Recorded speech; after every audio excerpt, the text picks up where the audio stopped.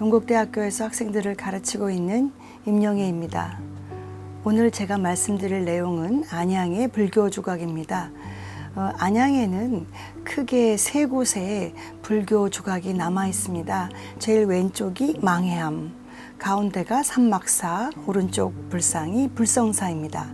이 세 사찰의 위치는요, 그 삼성산을 중심으로 해서 여기 아래쪽에 망해암, 가운데 삼막사, 오른쪽에 불성사 이렇게 보실 수 있습니다.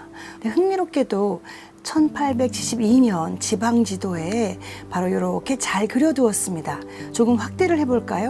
보시면 저 위가 관악산, 바로 밑에가 삼성산, 그리고 그 밑으로 삼막사가 보이시죠?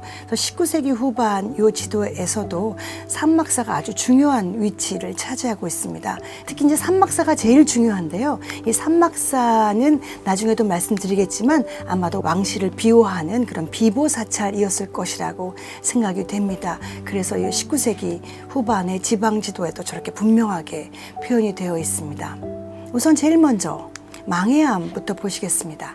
이 망해암은 지금은 예전보다는 사역이 많이 줄었지만 기록에 의하면 아마도 그 정조의 모친인 해경궁 홍씨가 중건했다는 기록이 나옵니다. 그런 걸 보면 이 망해암이 지금은 사역이 많이 줄었지만 조선 왕실과 관련된 사찰이었구나라는 것을 알 수 있습니다. 이 망해암에는 용화전이라는 건물이 현재 중심 건물인데요. 이 용화전은 최근에 건립한 건물이지만 이 안에 들어가면 이렇게 흥미롭게 생긴 불입상이 있습니다. 호분이 잔뜩 칠해져 있고 머리에는 둥근 커다란 보게라고 하는 것을 얹고 있죠. 근데 과거에는 이 상을 보고 이렇게 호분이 잔뜩 두껍게 입혀져 있는 이 상이 사람들의 입에 조선 전기불상으로 알려져 있었습니다.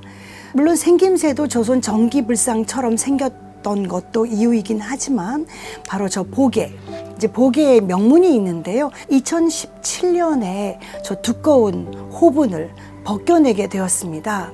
벗겨내고 보니 완전히 다른 얼굴이 나왔습니다. 비교해 보시면 그 완전히 다른 얼굴이라는 걸 보실 수 있는데, 특히 이제 벗겨내고 난 다음에 얼굴을 보시면 인중이 좀 도톰하죠. 그다음에 입가를 오목하게 해서 약간 이렇게 입술이 좀 오목하게 보이고 얼굴이, 이런 얼굴은 조선 전기하고는 차이가 있거든요. 그런데 아까도 말씀드린 것처럼 우리가 과거에는 이 상을 1479년 조선 전기상이라고 했습니다. 그 이유가 좀 전에도 말씀드렸지만 커다란 보게를 쓰고 있잖아요. 그 보게에 저 밑에 저기 표시된 부분, 저기에 글씨가 있었습니다. 뒤집어 보면 저기 각으로 이렇게 글씨가 보이는데요.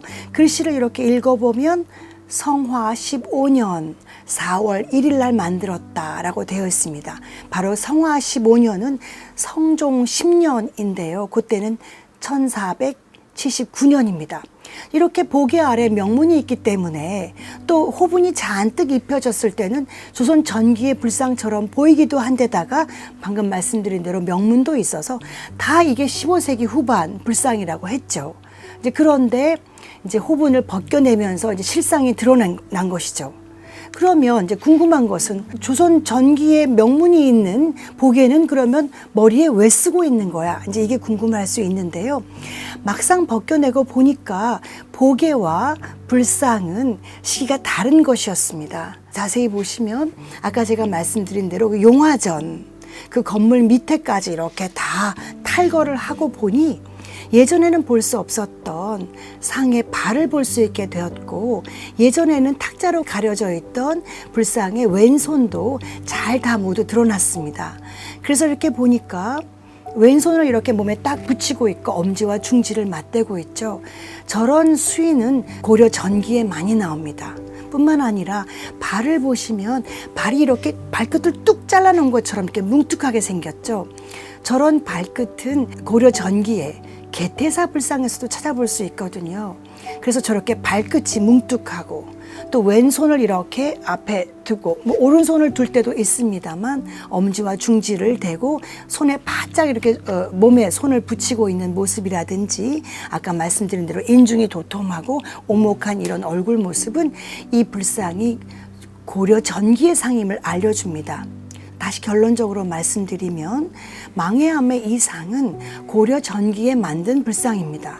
그런데 조선시대 전기 1479년쯤에 어떤 연유인지는 알 수 없으나 이 보게를 1479년에 만들어서 얹은 것이라는 것이 밝혀졌습니다. 그래서 보게와 불상의 몸은 다른 시대의 작품이라는 것이 밝혀졌고 결국 이 상은 어찌되었건 고려 전기의 불상입니다. 아마도 제 생각에는 그 주변에 이렇게 고려 전기의 상 중에 머리에 보게를 쓴 상이 많다 보니까 이 용화사 망해하면서 그 어떤 일인지는 알 수 없으나 그 주변에 있는 보게를 쓴 다른 고려 전기의 상들처럼 이렇게 보게를 후대에 얹은 것이 아닌가 이렇게 생각이 됩니다. 그 다음에는 이제 불성사상에 대해서 말씀을 좀 드릴까 합니다. 불성사는 산 꼭대기에 있어서 올라가기가 참 힘드신데요. 올라가는 중간에 특이한 마의 부도라고 하는 것이 있습니다. 사실 요즘에 문화재청에서는 부도라는 말을 쓰지 않습니다. 승탑이라는 말로 다 고쳐 부르기로 했기 때문에 저도 사실은 부도라는 말을 안 쓰는데 이 경우에는 좀 특별합니다. 부도라는 말을 쓰지 않고 요 구조물을 어떻게 불러야 될까 참 고민이 되긴 하는데요. 현재 공식 명칭이 마의 부도이기 때문에 저도 그냥 일단 그렇게 부르는데요. 지금 가다 보면 불성사를 비롯해서 삼성산 인근에 이렇게 파인 구멍들이 보입니다. 조금 더 이렇게 들여다보면 좀 밑으로 홈이 보이시죠? 저기에 그 스님의 사리를 넣었던 흔적 같습니다. 그 다음에 왼쪽 아래쪽에는 어느 스님의 사리를 넣었던 곳인지를 알려주고 있는데요. 흥미롭게도 이 삼성산에는 이런 마의 부도가 서너 군데 보입니다. 그래서 좀 더 펼쳐보면 이렇게 삼성산 주변에 저기 세 군데 보이시죠? 아주 흥미로운 이런 마의 부도인데요. 이게 다른 곳에서는 찾아보기 어려운 이런 마의 부도이거든요. 현재 정확하게는 세 군데 있고 한두 군데가 더 있긴 한데요. 그건 명문은 없고 그래서 아주 흥미로운 이런 마의 부도가 삼성산 인근에 있습니다. 혹시 올라가시거든 한번 눈여겨보시기 바랍니다. 불성사 인근에 마의 부도를 보고 나면 더 한참 올라가다 보시면 이렇게 불성사를 만나게 됩니다. 불성사는 아주 작은 사찰인데요. 거의 산 꼭대기에 있습니다. 그 중에 한 전각에 바로 이런 작은 흙으로 만든 소조 열의 좌상이 있습니다. 크기는 한 20cm 남짓 정도 되는데요. 흙으로 만들다 보니까 아무래도 손이 잘 부서집니다. 그렇기 때문에 지금 보시다시피 양손을 무릎 위에 이렇게 올렸죠. 손이 부서지는 걸 방지하기 위해서 최대한 몸에 붙인 모습인데요. 이 상은 아쉽게도 정확한 연도를 알 수가 없습니다. 복장 발원문도 남아있지 않고 게다가 더욱 아쉬운 점은 바닥면인데요. 현재 봉합목 위에 한지로 새로 발랐고 그 안에는 스님의 전원에 의하면 아무것도 없더라. 그래서 새로 복장불사를 해서 넣었다 이렇게 말씀을 하셔서 현재 남아있는 그 복장 발원문은 없습니다. 게다가 여러 번 개금을 했습니다. 흙이다 보니까 아무래도 자꾸 부서지고 해서 이렇게 여러 번 그 개금불사를 하신 것 같은데요. 개금을 여러 번 하다 보니까 너무 두터워서 그 상에 이런 면모가 잘 드러나지 않는 면은 있지만 양식적으로 판단해 보면 조선 후기에 만들지 않았을까 이렇게 추정이 되는 상입니다. 그 다음에 이제 세 번째 삼막사에 있는 마의 삼존불이 사실 가장 중요합니다. 특히 이 삼막사 이 마의 삼존불은 마의 불이라는 것도 특별하지만 그 정확한 연도 1763년에 이 마의 불을 그 쪼아서 만들었다라고 하는 기록이 저 삼존불의 하단에 새겨져 있습니다. 그래서 18세기 중반의 마의 불이고요. 이 18세기에는 마의 불이 그렇게 많지 않거든요. 그 중에 하나인 데다가 정확한 제작 연도를 갖고 있는 그런 마의 불이어서 더할 나위 없이 중요한 안양을 대표하는 상이 바로 이거 삼막사의 마의 삼존불입니다. 우선 이 삼막사는 아까도 제가 처음 말씀드렸지만 관악산 아래 삼성산의 대표적인 그 사찰입니다. 그리고 아까도 말씀드린 것처럼 삼막사는 한양을 수호하는 비보사찰이었다고 알려져 있습니다. 지금 산막사의 전경인데요. 이 산막사에서 대략 한 500에서 700m 정도 떨어진 곳에 바로 칠보전이라는 건물이 있습니다. 저 칠보전 건물 안에 제가 조금 전에 말씀드린 산막사 마의 삼존불이 있습니다. 지금 이 건물은 현판을 칠보전이라는 이름의 현판을 달고 있습니다. 저 현판은 이제 원래 현판은 아니고요. 원래 이름은 칠성전이었습니다. 칠성이라고 하면 북두칠성을 가리키는 말이죠. 원래 이름은 칠성전이었는데 이제 지금은 이제 다른 현판을 걸고 있는데요. 저의 바람은 원래 이름으로 이제 바꿔 걸었으면 하는 바람이 있긴 하지만 어쨌거나 현재의 현판은 칠보전입니다. 저 칠보전의 문을 열고 들어가면 그 안쪽에 벽면에 이제 마애불이 있고 그 마애불을 이제 보호하는 전각이 바로 이 칠보전입니다. 이 마애불은 저 뒤편에 그 안벽면이 살짝 보이시죠? 저게 1763년이고 1763년에 마애불을 다 쪼은 다음에 그 이듬해 1764년에 이 건물을 지었습니다. 그 다음에 1881년에 다시 한번 중건했고요. 이후로 지금까지 이어져 오고 있습니다. 원래 이름이 칠성각, 즉 북두칠성을 일컫는 칠성각이었는데요. 북두칠성의 중심이 북극성이죠. 바로 그 북극성을 불상으로 상징적으로 모실 적에 그 이름이 치성광열애이거든요. 그래서 가운데 있는 부처님은 바로 북극성을 상징하는 치성광열애상입니다. 그리고 이 건물은 치성광열애를 그 중심으로 한 북두칠성을 상징하는 칠성전이었고요.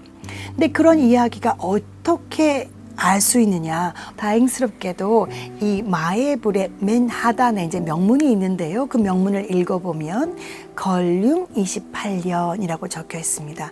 걸륭 28년은 1763년을 가리킵니다. 이 걸륭 28년에 오심 스님이 중심이 되어서 바로 이 산막사의 마의 삼존을 조성했음을 알 수 있습니다.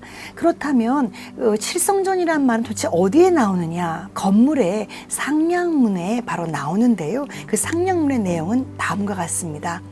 여기 보시면 삼성산 칠성전이라고 적혀 있습니다. 그래서 이 건물을 만드신 분은 삼성산 칠성전을 만들었다라고 분명히 인식하고 못 받고 있습니다. 그래서 이 칠성전을 만들었다고 적고 있기 때문에 그 안에 모신 부처님은 당연히 북극성을 상징하는 치성광열애임을 알 수 있는 것이지요. 근데 건물의 상량문에 보시면 마애불은 28년이고 건물은 29년 그 이듬해에 건물을 지었음을 알 수 있고요. 같은 시주자인 오심 스님이 이 건물을 지었음을 알 수 있습니다. 이렇게 해서 이 산막산에 있는 이 마애 삼존불은 마애불은 1763년에 건물은 이듬해인 1764년에 오심 스님이 중심이 되어서 조성했음을 알 수 있고 칠성전을 지은 걸 보면 부처님은 치성광열애 부처님을 조성했음을 알 수 있습니다. 그런데 왜 하필이면 산막사에서 한 700m 정도 떨어진 이곳에 왜 하필이면 칠성전을 짓고 그 안에 치성광열애를 모셨을까? 이게 너무 궁금한데요. 그 이유는 그 칠성전 바로 앞에 있는 남녀근석에서 답을 찾을 수 있습니다. 바로 건물 앞에 남근석과 여근석이 놓여져 있는데요. 이런 아주 흥미로운 글이 있습니다. 남녀근석이 있으니까 이 근석을 만지면 아들을 낳을 수 있다. 이런 기록들이 있어서 그 남녀근석을 있는 요곳에 마침 또 안벽면이 건너편에 있었겠죠. 거기에 치성광열애를 만들어서 이제 같이 결부를 시킨 것인데 그런데 왜 하필이면 치성광열애일까가 또 궁금할 텐데요. 남녀 근석이 있다고 해서 꼭 치성광열애여야만 하는가? 이런 말씀을 또 드려야 하는데요. 보시다시피 가운데 있는 부처님은 코가 엄청나게 많은 순환을 당하셨습니다. 끊임없이 이제 코가 갈리고 또 붙이고 갈리고 해서 이제 여태까지 이어져 왔는데요. 이렇게 코가 갈리는 이유는 아까 그 남녀 근석이 있어서 이제 많은 분들이 이 치성광열애 코를 긁어서 물에 타서 마시면 아들을 낳는다 이렇게 믿었거든요. 그래서 이제 끊임없이 이제 코를 갉아서 먹고 아들을 많이들 낳았다고 합니다. 전원에 의하면. 그래서 좌우에 있는 보살도 마찬가지로 이제 코가 남아나질 않는데요. 그러면 치성광열애와 또 아들과는 무슨 상관이 있나? 아까 남녀 근석은 뭐 충분히 아들과 상관이 있을 수 있는데 치성광열애는 또 어떤 관련이 있나를 말씀을 드려야 하는데요. 아까 제가 말씀드린 대로 북극성 하면 치성광열애로 이제 형상화돼서 부처님으로 만들고, 북두칠성 하면 보통 칠부를 만들거든요. 그래서 보통 그림에서는 가운데 치성광열애를 모시고 좌우에 칠부를 같이 그려서 보통 치성광열애도 혹은 칠열애도 이렇게 많이 그립니다. 그런데 이 치성광열애는 이제 도교의 북두칠성을 형상화하거나 도교의 북극성을 형상화한 것인데요. 그 의미가 보통 생명을 연장시킨다, 복을 구해준다. 제일 중요한 역할은 생자등남입니다. 자식을 얻게 해주고 특히 아들을 얻게 해준다. 이 역할이 바로 치성광열애 혹은 칠불의 특징이거든요. 그러니까 그 앞에 있는 남녀 근석과 잘 어우러져서 바로 이 치성광열애를 여기에 조각을 한 것이고, 그 건물은 칠성전 이렇게 붙인 것이죠. 바로 그런 의미가 있는 곳이 바로 이 삼막사 마의 삼존불입니다. 다시 돌아와 보시면 가운데 치성광열애라고 불리우는 저 상이 이렇게 커다란 보주 같은 것을 들고 있습니다. 그래서 이 치성광열애의 지물, 즉 치성광열애가 들고 있는 것은 바로 약사불이 들고 있는 것 같은 그런 약합 혹은 보주와 아주 유사한 것을 들고 있는데요. 그 이유가 무엇이냐면 치성광불은 약사불과 크게 다르지 않거든요, 역할이. 그래서 약사불은 보통 병을 고치고 목숨을 연장하는 역할을 하는 것으로 다 알고 계시는데 치성광불도 크게 다르지 않습니다. 치성광불 역시 재앙을 막아주는 그런 소재의 역할을 하거든요. 게다가 그 다음에 그 칠성불은 또 도교의 북두칠성을 상징하면서 아들을 갖게 해주는 역할을 하기 때문에 이 치성광불과 칠성불은 약사불과 크게 다르지 않습니다. 역할이 크게 다르지 않기 때문에 치성광불을 만들 적에는 약사불처럼 보주를 든다거나 약합을 든다거나 이런 모습으로 많이 표현이 됩니다. 그래서 그런 이유로 이 삼막사 마애불에 있는 이 치성광열애 부처님은 바로 이렇게 보주를 들고 있는 모습으로 표현이 되어 있습니다. 그 상을 조금 더 들여다보면 크기는 이렇습니다. 가운데 있는 치성광불이고요. 좌우에는 일광, 월광 보살이라고 불리는 보살이 있는데요. 조금 더 이렇게 좀 자세히 살펴보면 아주 재미있는 동글동글하면서 아주 친숙한 얼굴을 하고 있죠. 좌우의 협시보살은 합장을 하고 있고요. 보관에는 원래는 해와 달이 표현되어 있기도 한데 지금은 정확하게는 알 수가 없습니다. 세월이 오래 지났기 때문에요. 보관에 붉은 색깔 채색이 보이는데 저 채색도 언제부터 채색이 있었는지는 알 수 없으나 적어도 저 붉은 채색은 원래부터 있지 않았을까 이렇게 생각을 하고 있습니다. 코도 여러 번 보수가 되었습니다. 이렇게 해서 이 삼막사의 마애불은 바로 도교의 칠성신앙과 불교가 결합된 대표적인 사례입니다. 1763년에 만든 아주 대표적인 사례여서 연도도 있고 특별한 의미도 가진 그런 그 마애불상이 바로 이곳 삼막사의 마의 삼존이고 안양을 대표하는 그런 그 마애불이면서 불교 조각이라고 할 수 있습니다. 이렇게 해서 그 안양의 대표적인 세 곳의 불교 조각을 살펴보았습니다. 처음에 말씀드린 고려 전기의 망해암의 석불 입상을 말씀드렸고요. 그 다음에는 불성사에 있는 흙으로 만든 소조불 좌상에 대해서 말씀을 드렸습니다. 마지막에는 가장 중요한 산막사에 있는 1763년에 만든 치성광열애를 중심으로 한 삼존불에 대해서 말씀을 드렸습니다. 이 세 불상이 안양을 대표하는 불교 조각이라고 할 수 있겠습니다. 감사합니다.